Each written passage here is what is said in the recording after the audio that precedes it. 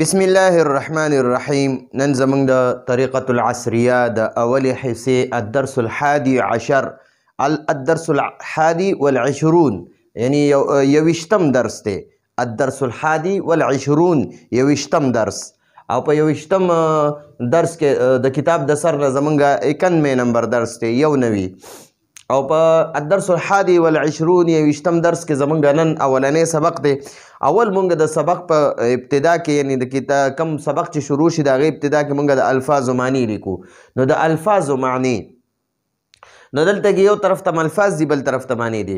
عند معنا د سره، اردو کې وایي پاس، سره یعنی عندک تا سره، عندي ما سره، عنده هغه سره.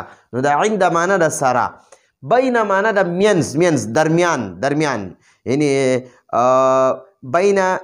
بین حامد و محمود، بین حامد و محمود، د حامد او د محمود په منځ کې، د حامد او محمود منځ کې.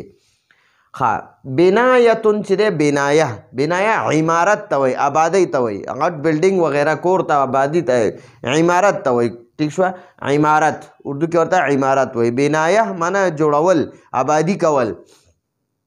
داخل دننه، اردو کې وایي اندر.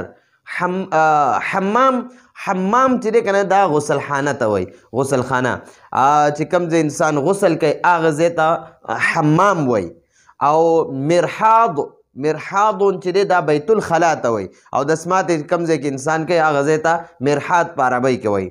شمال ګس طرف ته وایي، شمال ګس طرف، یمین خي طرف ته وایي. او نافظه چې دی دا کړکۍ ته وایي. بیا دې خوا جار گاونډي ته وایي، جارون گاونډي. مکتب المدیر د محتمم صاحب دفتر ته وایي، د محتمم صاحب دفتر. امام مخې ته وایي، یعنی اردو کې ورته ما لیکلي دي سامنے. او وراء شاته پیچھے، او خلفم شاته پیچھے اردو کې ورته وایي.